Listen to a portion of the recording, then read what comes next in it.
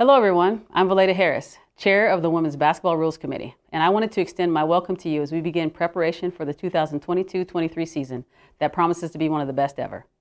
To our officials and all of those involved in the Rules Committee, we ask for your continued diligence and partnership as we make our great game even better. The video you're about to watch is intended to educate officials, coaches, and other stakeholders so that we are all prepared and working together during the upcoming season. Best of luck to each of you, and if we can ever be of assistance, please let us know. Thank you. Hello, I'm John Levinson, Secretary Rules Editor for the NCAA Women's Basketball Rules Committee. Welcome to the 2022-2023 basketball season. While this is not a rule change year, there are two interpretations that have been modified by the committee. Only when using replay, when a foul is committed on or by a teammate of the shooter, the foul is considered to occur when the illegal contact is observed and not when the official signals the foul. Similar to determining whether a foul was committed prior to the game clock or shot clock expiring, officials will now determine when the foul occurred based on the illegal contact and not their whistle. Keep in mind that these plays are only reviewable when the try was successful. Officials may use replay of their own volition only within the last 2 minutes of the game, while coaches may appeal these plays at any time during the game. When replay triggers an electronic media timeout, the replay review and timeout will run concurrently. Last year, the Rules Committee determined that replay reviews would trigger an electronic media timeout, provided the media timeout had not yet occurred. This change was intended to reduce the number of stoppages in continuous play, and while it did that, it did create some lengthy stoppages. The committee has modified the interpretation so when replay triggers the media timeout, the review will occur simultaneously with the timeout. In order to ensure coaches an equitable opportunity to make substitutions, the following procedure will be followed. When the replay review is completed before the end of the media timeout, substitutes must report before the first horn 15 seconds before the end of the timeout. When the replay review is completed after the timeout should have ended, upon completion of the review, the timer will be instructed to immediately sound the horn, followed by a second horn 15 seconds later. Substitutes must report before the second horn. The review is considered completed when the officials have finished all communication with both head coaches and table personnel. Each year, the Rules Committee identifies areas of the game that are in need of additional attention by stakeholders. These are the points of emphasis. The Rules Committee has carried over last season's points of emphasis for this season. To review, they are: enforce the rules as written, faking fouls, traveling, legal guarding position, post play, contact on and by the ball handler dribbler, sporting behavior, conduct. Since this year is not a rules change year, the Rules Committee publishes an online-only version of the rule book that is the only valid rule book. This book includes editorial revisions as well as other revisions made to clarify existing rule language and publication corrections. The rulebook may be downloaded at ncaapublications.com, the NCAA's publishing website. I want to take this opportunity to make all of you aware of an equally important document that is produced annually by the Rules Committee. This is the Casebook, which includes all the interpretations approved by the Rules Committee, as well as examples of plays and their correct rulings. This book is just as important as the rule book and should be studied just as closely as the rule book by coaches, administrators, student athletes, other school and conference personnel, officials, and the media. It is available for purchase in hard copy or download as a PDF from NCAA Publications. I hope this information will assist you as you prepare for the upcoming season. I am available to answer any rules questions you may have. The NCAA Center Court site is the repository for all rules information, such as interpretations, supplemental rules information, and a question and answer section available to all coaches, officials, and school and conference administrators. Have a great season. Hello, I'm Penny Davis, NCAA National Coordinator of Women's Basketball Officiating. Welcome to the 2022-23 basketball season. I am honored to contribute to the growth of this game by working with our officials, coordinators, and coaches to improve NCAA women's basketball officiating. During this instructional video, we will review some key areas of focus for the upcoming season. As John stated, this is not a rules change year, but we do have 2 new interpretations that we will cover. This video is for educational purposes. It should be noted that no attempt was made to embarrass any institution, coach, student athlete, or official. All videos are selected with the purpose of making officiating better. It is a point of emphasis for officials to enforce the rules as written, and consequently, we need coaches to teach the rules as written and for players to play by those same rules. Enforcement of our POEs must be maintained throughout the preseason, non-conference, conference, and tournament play. All stakeholders want to have the same play officiated the same way, no matter what conference, geographic region, or time of the season the game occurs. Let's get started.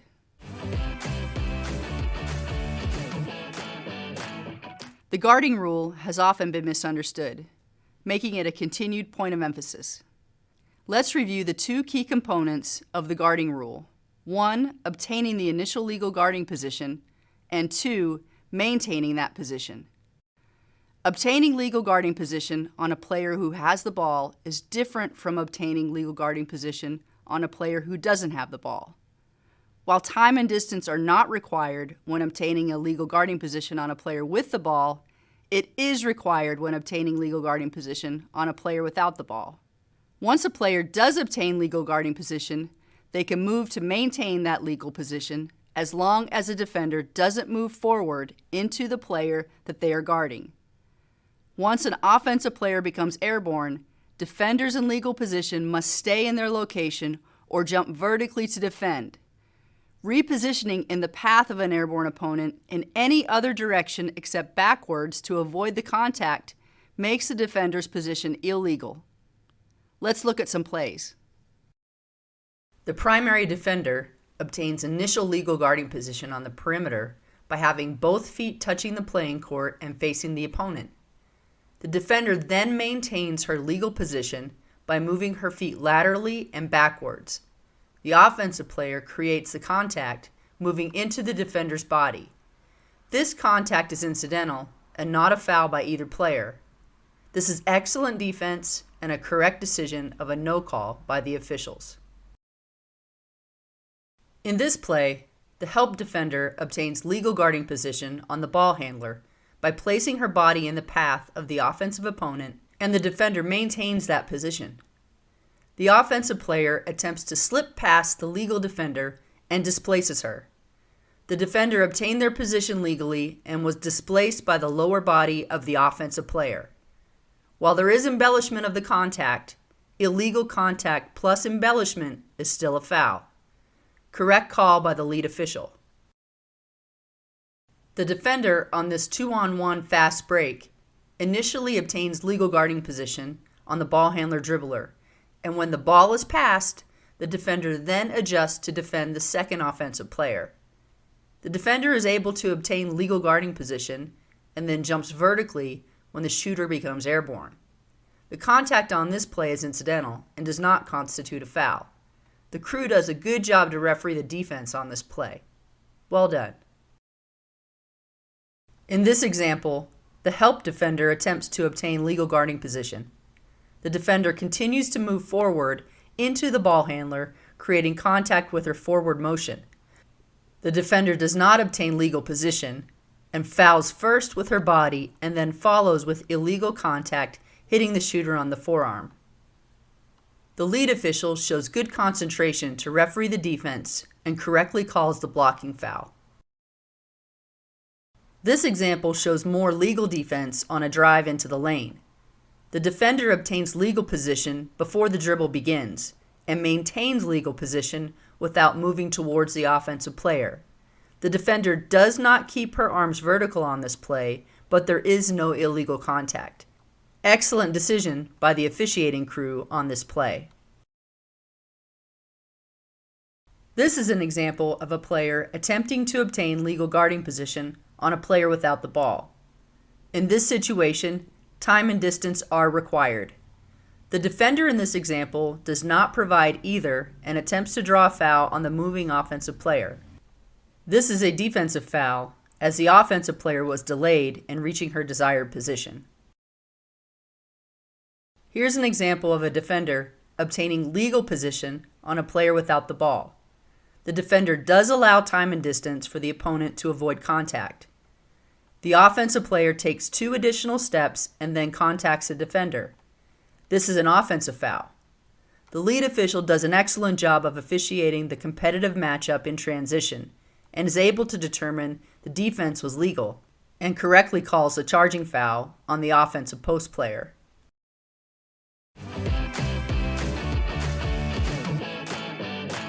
Now that we have reviewed legal guarding position, let's add the elements of the restricted area and lower defensive box, or the RA and LDB.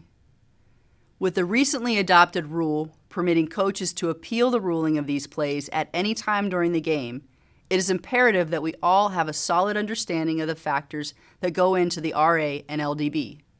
Here are some examples. In this play, the defender attempts to obtain legal guarding position, but is unable to legally position her body in the path of the offensive player before there is contact.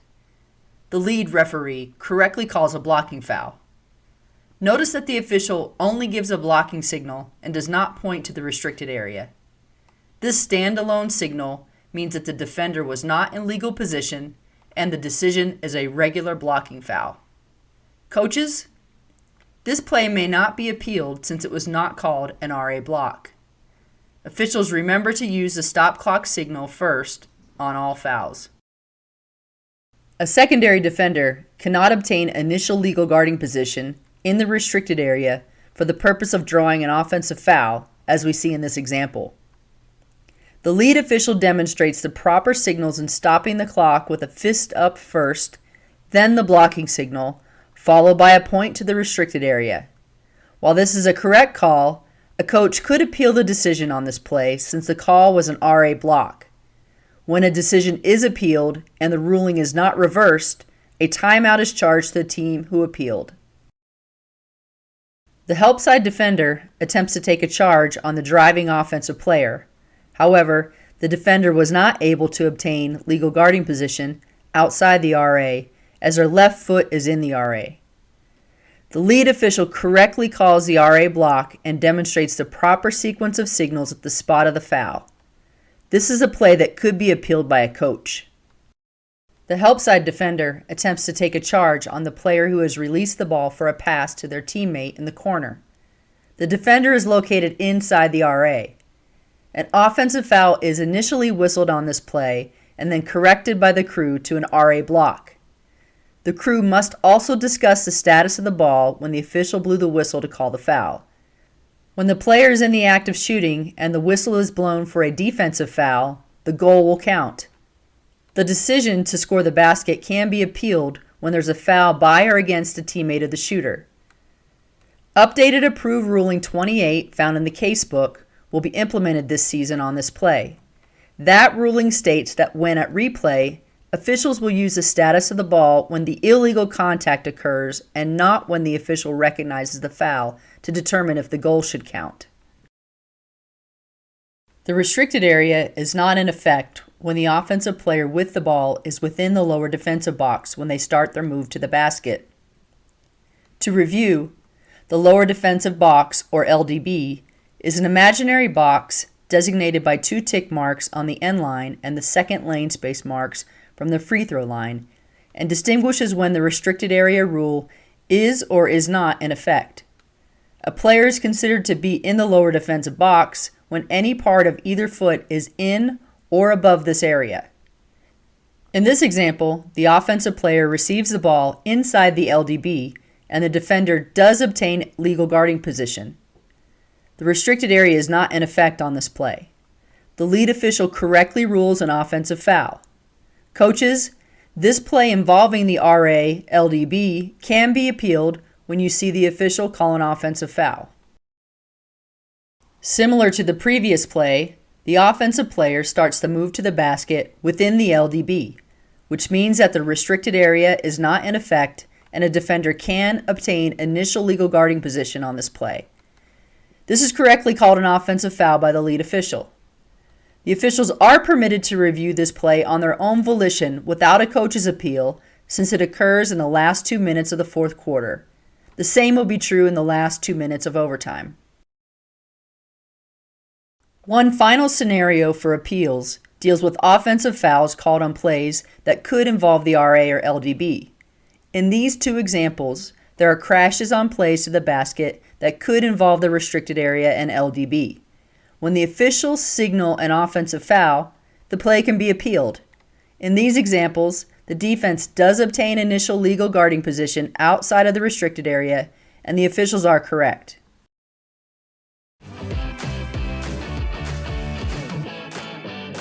Screening tactics are a big part of women's basketball, and this POE needs closer attention this season, as there is room to improve in this area of the game.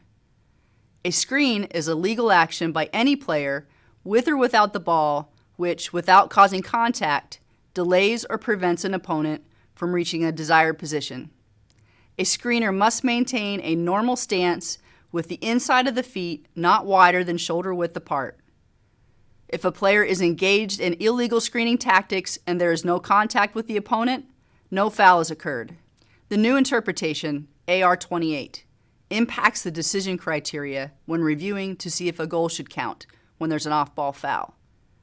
Previously, the goal was counted or disallowed based upon when an off-ball foul was recognized by the official. Now, that decision will be based upon the time the illegal contact occurred when reviewing at replay. This is an example of a legal screen in transition. The on-ball defender is given ample opportunity to stop or change directions to avoid the contact. While there is significant contact on this play, it does not constitute a foul. The player was screened legally, and the screener was not hindered from being able to resume normal play from this contact. The correct decision on this play is incidental contact and a no call. Here's another example of a legal screen set in transition. In this case, the screener is hindered by the contact as the opponent pushes through the screen and displaces the screener.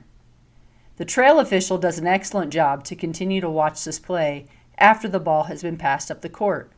The screen is set, allowing the opponent ample opportunity to stop or change direction. Correct call. Players may attempt to make cuts within an offensive scheme that includes contacting a defender. When these cuts also make contact with moving opponents, they are fouls for illegal screens, as there is contact and they cause a delay. Players may attempt to disguise their efforts and claim incidental contact, but the end result is still a foul for an illegal screen. Screens set on moving opponents outside their visual field also require allowing the opponent the opportunity to stop or change direction. When there is contact and the player is delayed, as in this example, a foul for an illegal screen has occurred. This screen is set, allowing ample space for the opponent to stop or change direction. However, the screener's stance is too wide, as it is beyond a normal stance, where the distance measured between the inside of the feet is not wider than the player's shoulders. When the opponent makes contact with the leg of the screener, who is too wide, it's an illegal screen. Had the contact been with the torso of the screener, the screen would have been legal. This is a correct call. When a player is being screened and they attempt to go over or behind the screen, movement by the screener that creates contact and delays the opponent is a foul. In these examples, when the defender attempts to go behind the screener and the screener rolls or moves into the path of the opponent and contacts and delays them, the screener has committed a foul. It should be known that a ball handler can also be a screener. In these examples, the ball handler/screener does not allow the moving opponent the opportunity to stop or change directions. These ball handler screens are usually related to handoff plays like we see here. When the defender is contacted and delayed because the screener did not allow the moving opponent the opportunity to stop or avoid the contact, an illegal screen has occurred.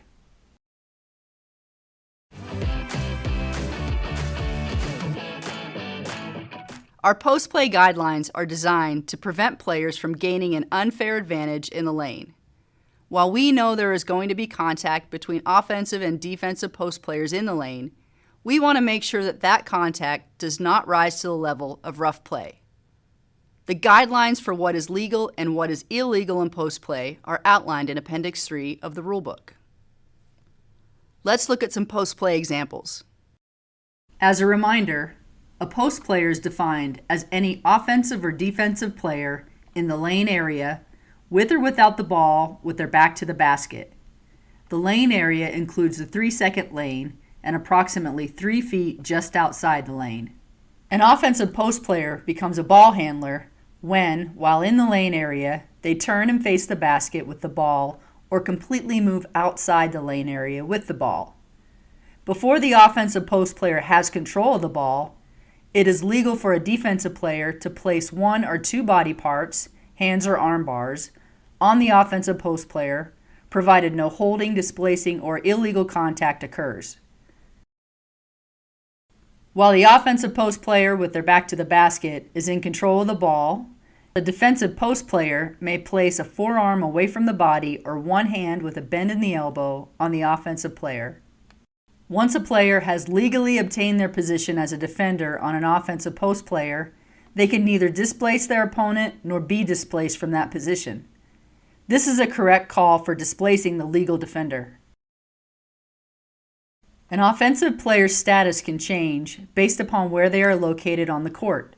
Ball handlers can become post players and vice versa. In this example, the ball handler dribbler enters the lane area and turns so their back is facing the basket, changing their status to become a post player. The rules to defend a post player are different than defending a ball handler.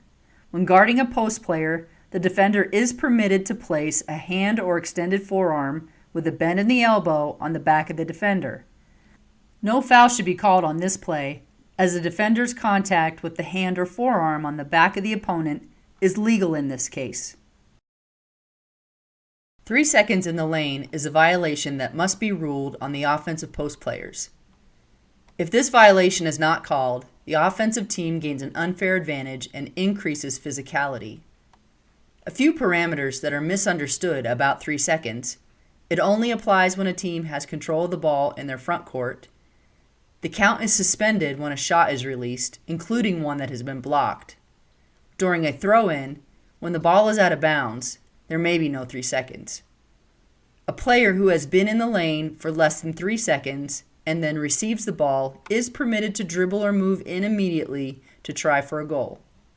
Lastly, the violation, although named 3 seconds, is for being in the lane for more than 3 consecutive seconds. Officials, please remember to use the stop clock signal first when calling 3-second violations. Offensive post players often try and get closer to the basket for their shot attempts. When an offensive player backs down and displaces a legally established defender, it's a foul. Officials must judge if the contact by the offensive player created the displacement or if the defense is faking being fouled. In these examples, there is both illegal contact and some embellishment from the defenders. When offensive players take a path directly through the defender or extend their arm or elbow when driving to create space to get their shot off, it is a foul. Illegal contact plus embellishment is a foul. This example highlights the importance to observe the initial setup of the posts as a play transitions to the front court. This initial meet and greet, where the offensive player displaces the legally established defender, is an offensive foul.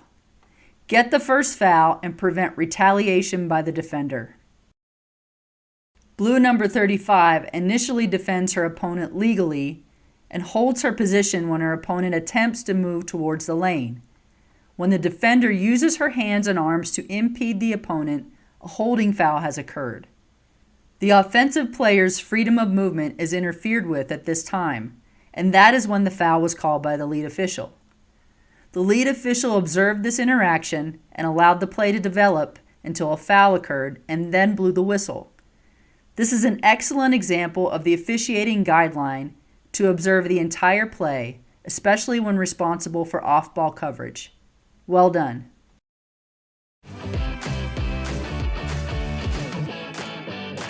The Rules Committee was pleased with the improvements made in the enforcement of Rule 10.10.5. Thank you, officials and coordinators, for your work in this area, and a thank you to the teams for adjusting to this renewed focus. Our games were better because of this work. Officials, you enforced this, and the coaches and players made adjustments allowing for freedom of movement in our guard play. We all must continue this same effort all throughout the season. The defender on this play places their left hand on the ball handler as a hot stove/measure-up touch. This is permitted, but when the defender places their right hand on the body of the dribbler, they have committed a multiple touch foul.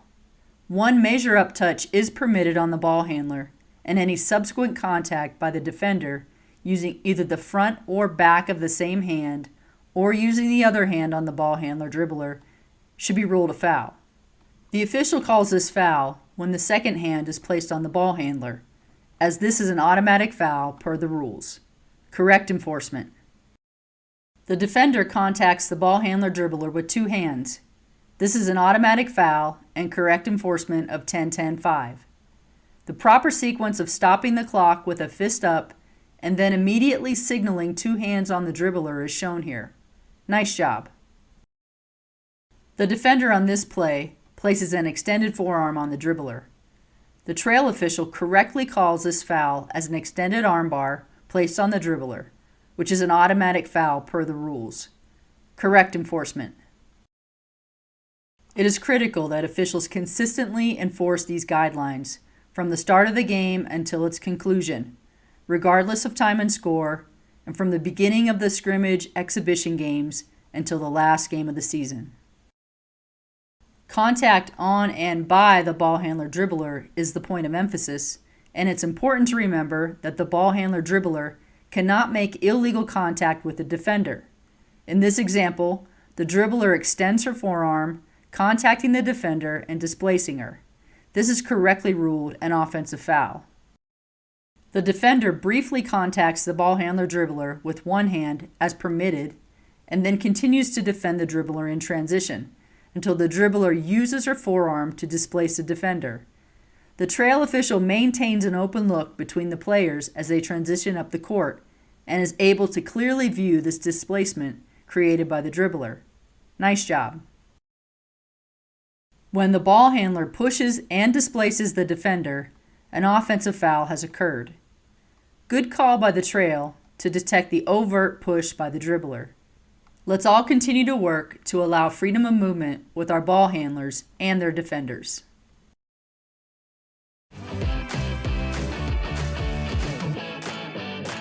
There continues to be concern for players faking being fouled. Deceptive tactics to try and fool the referee into calling a foul when a player has faked a foul are disruptive to the game. While it's part of the game to try and draw a foul from an opponent, the overt embellishment and clear fakes are harmful to the image of our game. The goal of this as a point of emphasis is to reduce the prevalence of these occurrences by discouraging players from this behavior and to train officials to detect these tactics and not fall for the fake. Here are some examples. In this example, the defender fakes being fouled and falls to the court.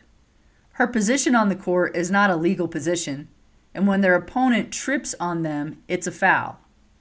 This play demonstrates why faking being fouled has no place in our game. The official correctly calls a blocking foul in this play, as the contact was illegal and caused the player to trip. It's common to see faking and embellishment during potential block charge plays. Officials need to discern if the offensive player changed direction and avoided the contact or made enough contact to displace an opponent. These examples show attempts by the defenders to fool the referee into calling fouls. Shooters embellish or fake being fouled by falling down following their perimeter shots. Officials must remain diligent to officiate jump shooters until they return to the court. Players will stop faking on this play when they are no longer being rewarded for the fakes. The Rules Committee is concerned with an increase in the number of situations involving faking being fouled. That's why it is a point of emphasis. Let's all do our part to get faking, overt embellishment, and flopping out of our game so we can all maximize the safety and enjoyment of this great game.